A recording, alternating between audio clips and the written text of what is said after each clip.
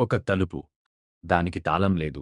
కాని అది ప్రపంచంలోనే అత్యంత భయంకరమైన రహస్య ద్వారం. దాన్ని తెరవొద్దని తరతరాలుగా హెచ్చరిస్తున్నారు. తెరిస్తే విపత్తులు వస్తాయని నమ్ముతారు. ఆ ద్వారాలను ఎవరు నిర్మించారు? ఎందుకని వాల్ట్ బీకి మాత్రమే నాగబంధనం వేయించాడు? వాల్ట్ బీని తెరిచిన అందరూ ఎందుకు నిజాన్ని దాచారు? వాల్ట్ ఏ, వాల్ట్ బి, వాల్ట్ సి అని పేర్లు ఎవరు పెట్టారు? లోపల సముద్రం శబ్దం వచ్చింది. అది నిజమా? కాని ఆ రహస్య ద్వారం కథ తెలుసుకోవాలంటే ముందు అక్కడి దేవుడు ఎలా ప్రత్యక్షమయ్యాడో తెలుసుకోవాలి. అనంత పద్మనాభస్వామి ఎలా ప్రత్యక్షమయ్యాడు? చాలా శతాబ్దాల క్రితం కేరళ అడవుల్లో ఒక మహావిష్ణు భక్తుడు జీవించేవాడు.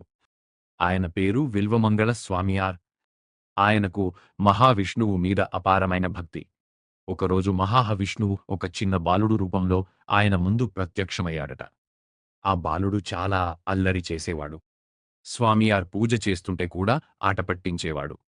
ఒకసారి కోపంతో స్వామియార్ ఆ బాలుడిని మందలించాడు. అప్పుడు ఆ బాలుడు చిరునవ్వుతో ఇలా అన్నాడట, "నువ్వు పిలిస్తే నేను వచ్చాను, ఇప్పుడు వెళ్ళిపోతున్నాను. నన్ను నిజంగా చూడాలంటే అనంతకాడుకురా" అని అనగానే ఆ బాలుడు అదృశ్యం అయ్యాడట. అప్పుడు స్వామియార్ అర్థం చేసుకున్నాడు, ఇంతకాలం తనతో ఉన్నది సాక్షాత్తు మహావిష్ణువని. స్వామియార్ వెంటనే అడవుల్లో వెతుకుతూ అనంతకాడు అనే ప్రదేశానికి వెళ్ళాడు. అక్కడ ఆయన చూసింది సాధారణ దృశ్యం కాదు. భూమంతా కప్పేసేలా ఒక మహాకాయ రూపం. శ్రీ మహావిష్ణువు ఆదిశేషుడిపై శయనిస్తూ కనిపించాడట. తల చాలా దూరంలో, నాభి ఇంకోచోట, పాదాలు మరింత దూరంలో కనిపించాయట. స్వామియార్ ఆ రూపాన్ని పూర్తిగా చూడలేకపోయాడట. అప్పుడు భక్తితో ప్రార్థించాడు, ప్రభూ, నేను నిన్ను దర్శించుకోగలిగేలా చిన్న రూపంలో ఉండండి. అప్పుడు మహావిష్ణువు తన రూపాన్ని చిన్నదిగా చేశాడని పురాణం చెబుతుంది. అదే రూపం తరువాత అనంత పద్మనాభస్వామిగా ప్రసిద్ధి చెందింది. ఈ విగ్రహం సాధారణ రాతితో చెక్కబడలేదు. దీనిని కాటుసర్కర యోగం అనే ప్రత్యేకమైన పురాతన పద్ధతిలో తయారు చేశారని చెబుతారు. ఈ విగ్రహంలో మరో మహారహస్యం ఉంది. ఈ విగ్రహ రూపంలో 12,008 శాలగ్రామాలు ఉన్నాయని చెబుతారు.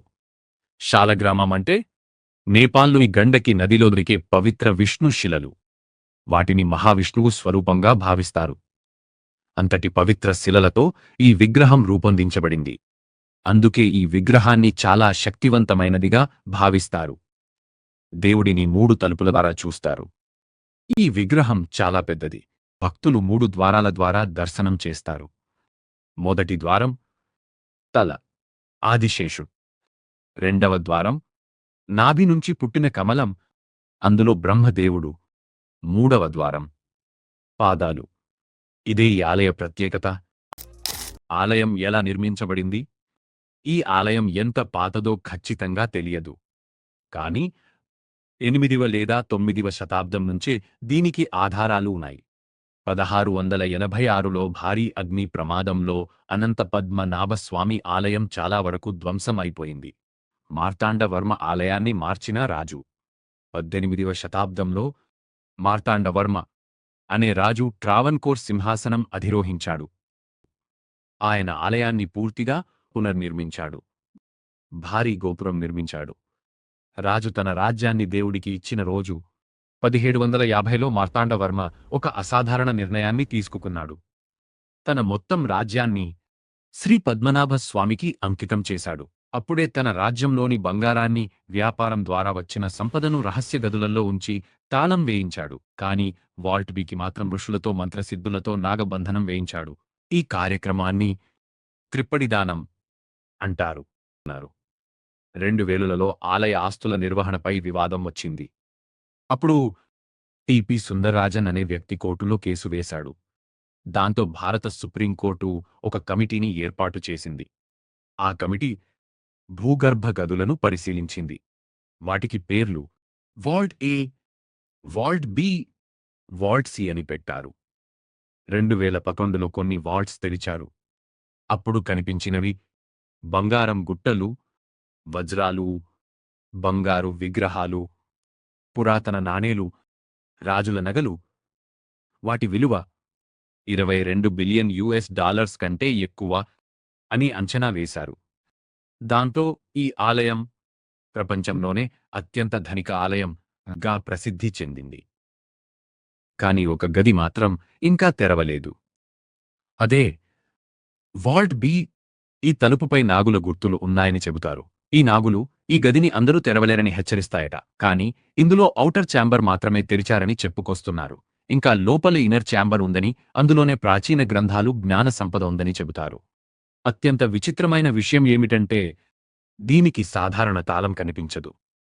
సైన్స్ ప్రకారం ఈ గదిని సౌండ్ సిస్టంతో లాక్ చేశారని, ఎగ్జాక్ట్ సౌండ్ ఫ్రీక్వెన్సీ యూజ్ చేస్తే తప్ప తెరవలేమని చెప్పారు. నాగబంధం అంటే ఏమిటి?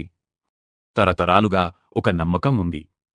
ఈ తలుపు నాగబంధం అనే మంత్ర శక్తితో మూసివేయబడిందని. అంటే సాధారణ తాళం కాదు, మంత్రాలతో మూసివేశారని విశ్వాసం. ఇలా చెబుతారు. ఈ తలుపును గరుడ మంత్రంతో మాత్రమే తెరవగలం. ఎందుకంటే గరుడు నాగులపై అధికారం కలిగిన వాహనం. ఎందుకు తెరవలేదు? కారణాలు చాలా ఉన్నాయి. భక్తుల భయం, ఆధ్యాత్మిక విశ్వాసం. సైంటిస్ట్ ప్రకారం ఈ వాల్ట్ బి ఆర్బియన్ ఓషన్కి కనెక్ట్ అయి ఉందని, దీన్ని తెరిస్తే సముద్రపు నీరు లోపలి వస్తాయని చెప్పారు. కానీ దీనికి స్పష్టమైన ఆధారాలు లేవు. నిజంగా లోపల ఏముంది? ఇది ఇప్పటికీ ప్రపంచానికి తెలియని రహస్యం. కాని నిజం ఇప్పటికీ ఎవరికీ తెలియదు. చివరగా, శ్రీ పద్మనాభస్వామి ఆలయం కేవలం ఒక ఆలయం కాదు. భక్తి, చరిత్ర, రహస్యం, రాజవంశ గౌరవం, ఇంకా తెలియని కథ సముద్రం. మరి ప్రపంచం ఇప్పటికీ ఎదురు చూస్తోంది. ఆ ఒక్క తలుపు ఎప్పుడైనా తెరుచుకుంటుందా?